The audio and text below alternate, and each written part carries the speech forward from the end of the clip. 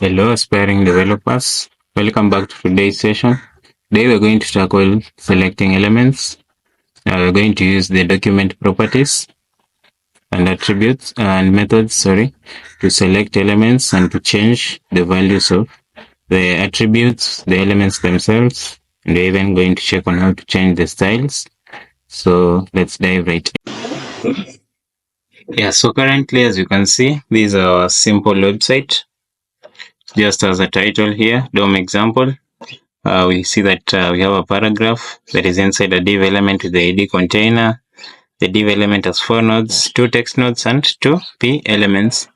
So you can use JavaScript to access and modify the DOM tree. See here we have a button add item that you're going to use the functionality in a few. You see that there's a list item inside a UL element with the ID of list. The UL element has 5 child nodes, a text node, and 4 LI elements. You also see that we can use JavaScript to add or remove list items dynamically. So we're going to also implement this push button so that we see how we can use it to generate new elements into our website. So right now, you can just inspect to see how the code looks like. So if you inspect, you can just go to elements.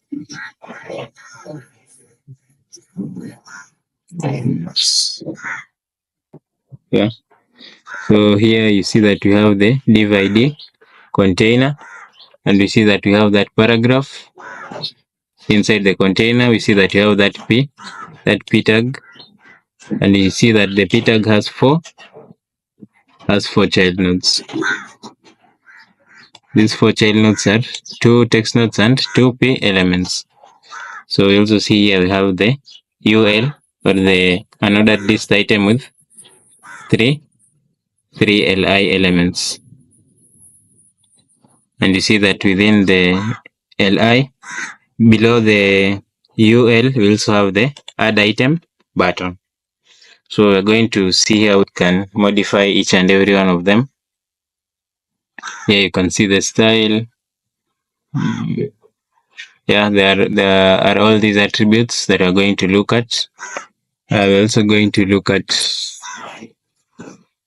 the console. Currently has nothing to display. Yeah, so here is our HTML code that has generated this page. This is what we're going to edit, and then we're going to see the changes that we achieve on our websites. So let's head over to our Visual Studio Code and look at these elements at a closer look. Yeah, this is the exact HTML that we have just seen on our web browser. So now let's go straight to changing attributes. You see that here we have all these elements. We can add maybe an image after the button. So we can have another div here. Let's say div with the ID of container. You can just use the hash to generate that ID. Then in that div, maybe you can pass an image tag. For the source, currently we can leave it blank, but for the alt, you can add some text there and say maybe our first image. Yeah, so we have a new image tag with the alternative text saying our first image. So we want to select this image and then select this attribute of the image element. So let's head over to our JavaScript file, and we say changing attributes. So for you to change an attribute, first you have to select it. We already did selecting, so if you need more insight on selecting, you can watch our previous video. So there you can say let img equals document dot get element by id, and you pass in image.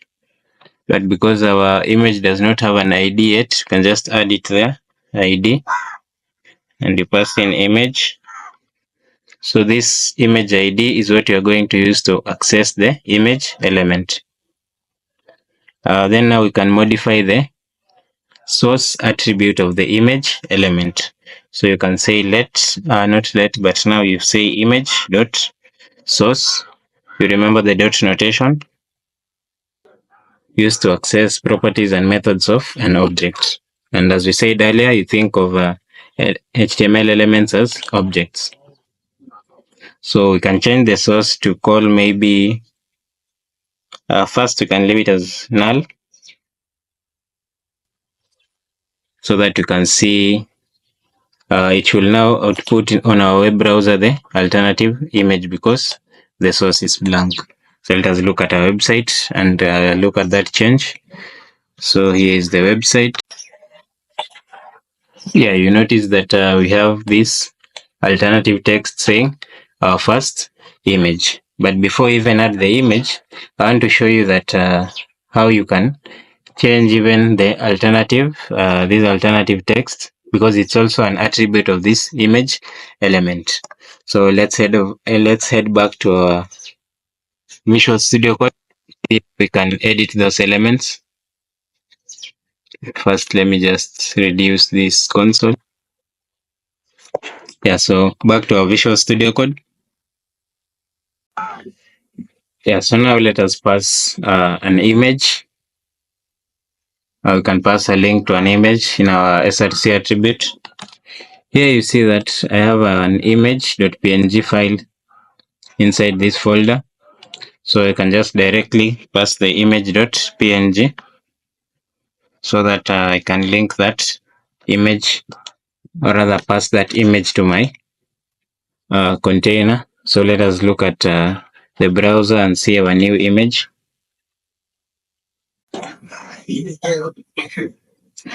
Yeah, so you realize that the image has been added in our page, but you notice that the styling is not so good.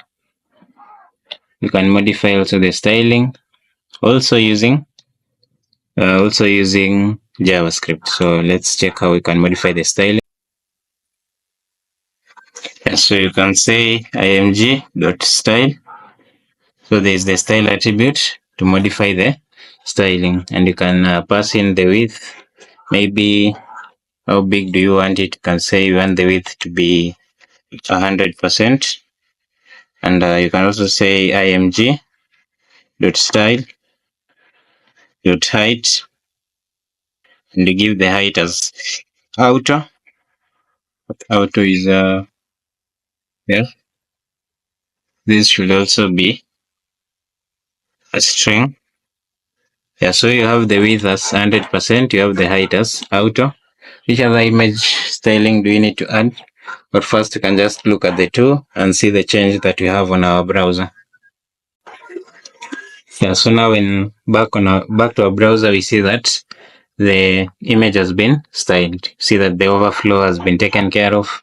The width has just fit perfectly there, 100% inside our container. We also have the height being auto-fitted inside the div container. Yeah, so that's how you can select an existing image element and then you pass in that image using the source attribute. And then in addition to that, you have seen also how you can modify the style of that. You can modify the style of that element using the .style property. So let's go back and see how we can change these other elements that you're having here. So back to our Visual Studio Code. We can also cement our knowledge on styling. So let's style another thing here. We can select this first paragraph and maybe we change the text content. You see that this is a paragraph inside a div element with ID container. So we want to change the content of this p tag using the inner HTML property. So you remember we said the first thing you do, you declare a variable, and this variable will select whatever you want to edit. So first select whatever you want to edit using the document.get element by. So here we get elements by tag name, and our tag there is the p tag. So we have this first p tag but you know by now that p tag is selecting. When you select by tag name, you select an array of elements. Select an array of elements. So you need to access the position of that element. You see that so far, okay, when we minimize our head, we notice that we have only one p tag. This is the first p tag, and it's the one we want to edit. So you just access it using the bracket notation, and you remember that array is a zero index. So the index, when you say p0, it will select the first p tag. So first of all, you can just console.log this value so that you can see on the browser what you've selected. Yeah, so we have selected all p tags. This is all the p tags that is there in our body. Then we've logged to the console the value of the first p tag. So let's head over to our browser and see the value of the first p tag. Yeah, so when you open our browser and we just go to the console, remember this is the developer tools. Just tap on Ctrl-Shift-I to open it, or you right click and tap on your HTML and you tap on inspect to open this page. So straight to our console, let us look at whatever you've selected. So you see that if we go over here, you see that we've selected the p tag saying this element inside this element with ID contain. So this is the text of the p tag that you have selected. So we can modify the content of this text using the table. The text, the table, quality of document. So let's get the please. And now that you've already seen, we can just remove the console.log because now you understand that how we have selected, or rather whatever we've selected. So as I said, you can use the .inner text to change the text of that paragraph.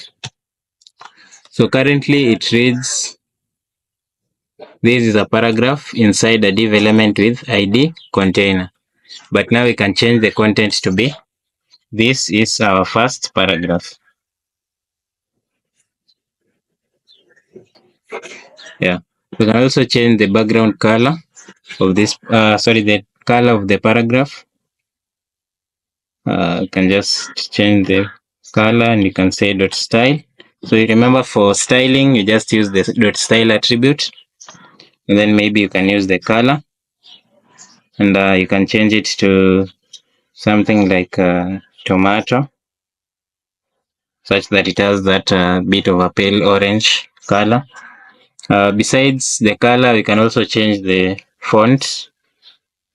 So we can say font size, style first, select the style attribute, and then font size. So you can say font size, and you notice I'm just using font size so that you can see the difference in CSS and JavaScript. In CSS, you could have said font size using a hyphenated, the hyphenated syntax, but in JavaScript you use the camel case syntax. So we're going to have font size. Then we can give a font size of, what do we give? We can say 24px. So now we have changed the inner text of our paragraph element. We've also changed the color to tomato and the size to 24 pixels. So let's look at the changes in our browser. Yeah, so you notice that we have this tomato color, which is kind of a pale orange reddish color. And then the style, we've also changed the font size to 24, and you see that it has a noticeable change. So you notice that you can edit the attributes, the elements themselves. You can see we added this element, and you can also edit the attributes, and you can also edit the colors. So you can change the CSS of an element using JavaScript. You can also change the HTML of that element using JavaScript. So that's it on changing the style and changing the color. So the next thing that we can look on is how to add and remove elements, because here we have this add item button, but for now it won't work. We'll manually do it, and then in the next video maybe you can see how to do that using dynamically, so that when just click it happens. So let's head over back to our Visual Studio Code, and we see something on adding and removing elements. Yeah, so back to Visual Studio, we see that there is a method for creating elements, and this method is used to create is used to create the new nodes. So you can say we have the element. Let me just have them as comments. We have the element dot clone node. By now you know what a node is. If not, you can check the first video, that is the introduction to DOM. And we said a node is that connection between one element, which is a child, and a parent. So we have this element.clone node. This is used to it clones the element and it returns the resulting node. Then we also have another one known as the document.create. You can say document.create element. This is the one that we're going to see right now in action. Document.create element. This one will create a new element node. And then we have the document.remove element. Let me just copy this, quickly paste it there. So we also have the document.remove element.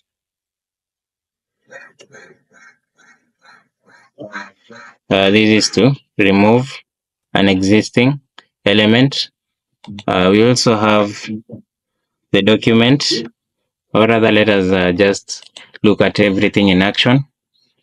So here we have several p tags. We have 3 p tags and one UL with several LI inside them. Maybe we can just remove this button first. So we are going to add that button using the create element. So the syntax for creating an element, you can say you initialize a variable. So you can say let button, because we want to add a new button. So we say let button equals document dot create element, and then the element you want to create is the button element. So this line creates a button element, but now this button element does not know where it should be. So you then select where you want it to be. Like let's say here there's this div with the ID container. So you can select that div, or rather you can select this UL with the ID list, or the UL itself. So you can say, what do we select between the container and the UL? You can select the container such that it is right below the UL, or right above the closing tag of that div. Yeah, so let's select the container where we want to have our image. So you can say let container equals document dot get element by ID container.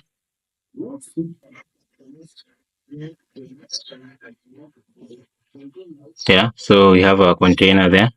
And now, because you already know a parent and a child, you know that this container, which is this div here, is the parent container.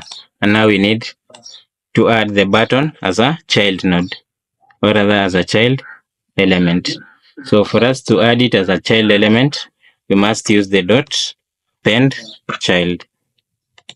So you can say, first there are two methods. You can simply say you can simply say, what is our div there? Our div is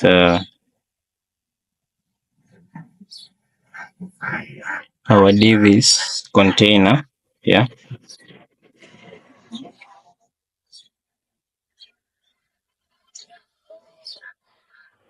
Yeah, so you want to append the button child element inside the container element, but as the last child element or the last child node. So you just say the container, then you say the dot append child. So you say dot append child, and here you pass the node that you want to append to the container. So in our case, we are appending the button. We are appending the button element. So now if we go to our browser, we are going to see a button element appended to the container element. So let's head over to our browser. Yeah, so now we are able to see that we have this button element appended just below this, below this text. We can see it on the elements, and you can see that you have this button appended just below the UL, or just above the closing tag of the div element. So let's head back to our Visual Studio Code, add some text there, and yeah, we can just add some text for now. Yeah, so to add a text, you can use the create text method of the document class. So you can just come and say something like below here, you can say let button text equals document dot create text node, and in there you can pass whatever you want to be in that text. You can say add item as it were earlier. So you say add item and you save. Now you have this new text node add item, but it does not know where it should be placed. So just like we did in the earlier one, first you have to select the parent element, of which the parent element in our case is now the button. So button is the parent node, and then you say dot append child, and you pass in the button text. As soon as you head over to our browser, you'll see that the button text has been appended to the button element. Yeah, so here you can see that we have our text here appended to the button element, and you can see from the newly generated HTML that we have that add item text appended inside the button element just before the closing tag of the button element. So that is how to add elements using JavaScript. We can check on how to remove elements. Maybe you can remove one list. You can say click button below to add a new list item. Let's remove this last list element from the UL element. So now that we are on our Visual Studio Code, we want to try and remove this li element, this last in this UL, and I've passed in a class remove because it's easier to access them using classes rather than counting them to know their index, their array index, so rather the position they are in the array of the UL array or the LI array. So the best way is to pass a class name, then you access them using the class name, or better still, you can pass an ID and access it using the ID. So now we are going to first, before we start removing the element, I'm going just to remind you the same way we used JavaScript to create element. We first started with the parent element. Here we have a parent element container, and then the child element button that we are creating. Then we append the child button to the parent, which is the container. So the same way, we are also going to, first you can just select that p tag that you want to remove. it's an li, sorry, the li. So let li, then you say document dot get element. This time we're using by class name, and the class name there is remove. We must be very careful about the uppercase and the lowercase because JavaScript is case sensitive. So now we have our li. It has been selected, but you must remember that li will always output an array. So you select the class name will output an array. So you select the first element of that class name array. So we can just reassign li, and we say it is equal to li, where the array position, the array index is 0. That one means that we are selecting the first element of the class name array, or the array returned by class name. So this is the first element that has the class name remove. That is why we are passing li 0, index 0 to our variable li, so that we can modify the li element. And like we said earlier, for you to add an element, you need to add it to a parent. So for you to remove an element, you also need to remove it from its parent. So let's select the parent. Here we have the parent as ul with the ID of list. So we can quickly say let ul equals document dot get element by ID, and there in the ID there we pass list. Sorry, this should not be a comma but a full stop. So we have already selected our unordered list. So this is our parent node, and we want to remove this li from the parent node. So we can just say ul, which is the parent node, and then you say dot remove element, remove child. So the child that we are removing is the li element. So you pass in that li element there.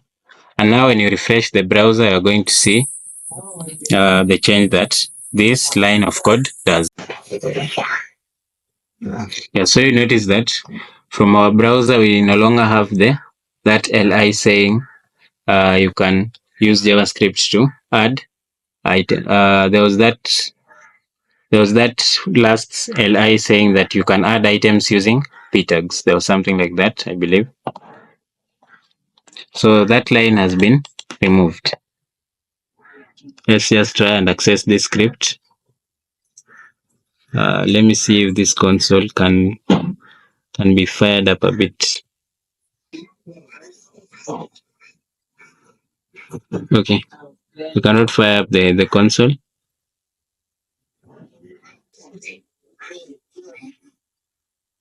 Okay, here it is. Yeah, so here we have the ul. Yeah, exactly.